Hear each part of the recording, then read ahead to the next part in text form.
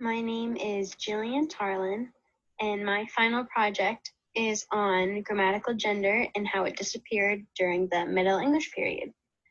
And I hope that by listening to this presentation, you can gain more into the theories of how grammatical gender disappeared and what it is. The question that we are trying to answer in this presentation is why grammatical gender disappeared during the Middle English period.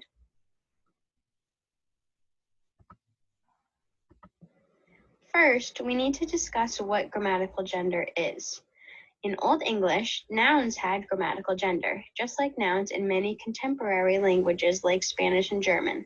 However, the grammatical gender of a word doesn't necessarily correspond to its natural gender. The grammatical gender of a word is based on the type of noun, such as masculine or feminine or neuter, and it is not tied to sex.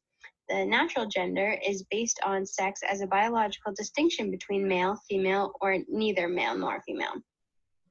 According to Charles Jones and his work, Grammatical Gender in English, 950 to 1250, grammatical gender was when an individual noun was lexically entered as belonging to either the masculine, feminine, or neuter genders. In other words, it was a way of labeling words that doesn't correspond to social gender or biological sex.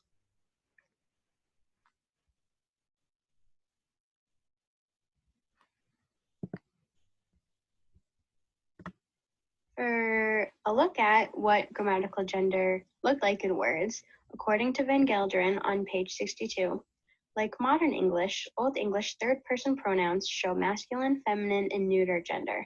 Unlike modern English, Old English also marks grammatical gender on demonstratives, adjectives, and nouns. The grammatical gender of the noun determines the gender of the demonstratives and the adjective. Thus, the masculine forms of the demonstrative and adjective are used before masculine nouns, feminine forms before feminine nouns, etc. Also on page 62 of Van Gelderen, we see some examples of Old English grammatically gendered words, like with for woman and child, whereas childcare was neuter. And then at the bottom on page 65 of Van Gelderen, we see a chart of strong nouns. Weak nouns can be masculine, feminine, and less often neuter. And then for weak nouns, an an ending is shared, but note that a um ending is for the dative plural. And then in the chart, stone is masculine, word is neuter, love is feminine, and son is masculine. Some grammatical gender was based on suffixes, and others were based on inflectional endings or inflectional identifications.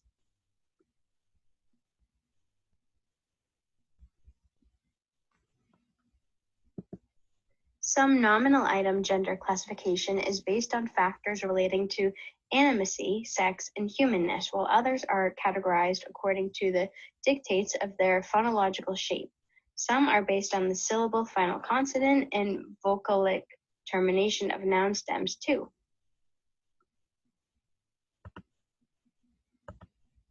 Today, we only see grammatical gender on words that have to do with biological sex, such as uncle, father, and son for boy for male, and for girl, mother, grandmother, aunt, and niece, that is for women. Modern English lacks grammatical gender in the sense of all noun classes requiring masculine, feminine, or neuter inflection or agreement. However, it does retain features relating to natural gender with particular nouns and pronouns like those that I just shared with you above.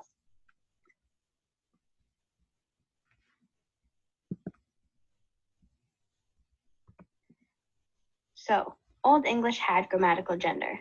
Until the 1200s, English had grammatical gender.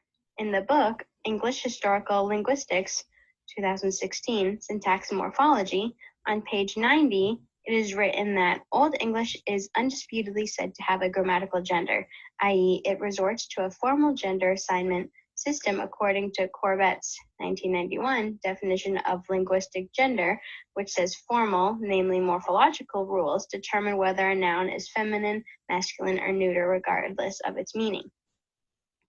Instead of using the articles the or a, Old English had a masculine article c and a feminine article co, and I'm not sure if I am pronouncing those correct. Linguists aren't entirely sure why grammatical gender in words disappeared, and there are a lot of theories. In 1100 in northern England, grammatical gender disappeared. We know that between the 700s and the 1000s, there were Vikings invading northern England where peasants lived, and Grammatical Gender and Its Function by Valentin Šolika, which I am also probably not pronouncing correctly, they discuss how the two groups spoke different languages, Old English and Old Norse. So one theory is that the genders were lost because of the languages mixing, and that went on in northern England during that time. However, it is quite likely that many people were bilingual and fluent in both languages. Both Old English and Old Norse had gender, but sometimes their genders contradicted each other. So the main theory is that in order to simplify communication, gendered nouns simply disappeared.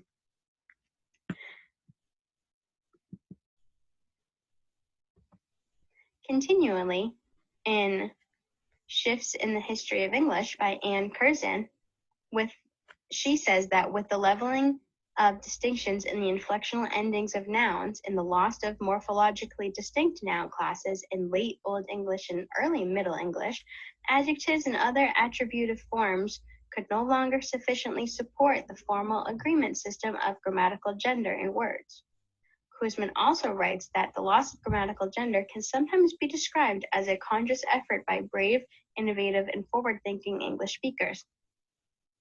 However, in Charles Jones's Gender in English, late Old English and early Middle English witnessed a huge degree of syntactic and morphological change in grammar to the extent where inflectional morphology of nominal attributes eventually came to be totally depleted. Jones also says that the loss of gender classification did not bring with it a complete depletion of attributive morphological output. There was a period of about 300 years where morphological expression was accorded to semantico-syntactic roles. Overall, Middle English was a period of transition where we really saw the loss of the gender system. There was a change in the functions of the words, the and that, which were Old English determiners. Previously, these had been non-neuter and neuter forms, respectively, of a single determiner. But in this period, the came to be used generally as a definite article, and that as a demonstrative. Both thus ceased to manifest any gender differentiation. It also seems that the loss of gender classes was part of an overall loss of inflectional endings and declension classes in Middle English.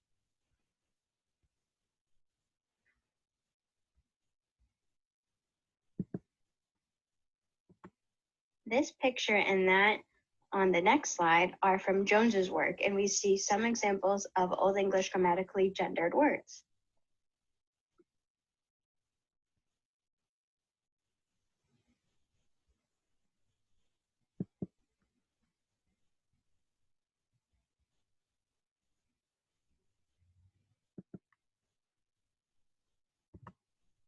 The idea of sex in the traditional view was the determining factor for any gendered agreement that remained in words, which is what we are used to and see today, and that is the basis of how grammatical gender remains in modern English. Curzon goes on to write that English enjoys an exceptional advantage over all other major European languages in having adopted natural in place of grammatical gender. We haven't only discarded the problems of gender with definite and indefinite articles, but often discarded the articles themselves. And to sum up, the English language is a methodical, energetic, and businesslike and sober language that does not care much for finery and elegance, but does care for logical consistency and is opposed to any attempt to narrow in life by police regulations and strict rules either of grammar or lexicon. Curzon, 41. So, Grammatical gender was most likely lost because of increased contact with other languages in the end of the Old English period, which would be an external change, and it could also be part of an overall loss of inflectional endings, as well as the loss of other grammatical structures which could no longer keep up with grammatically gendered words.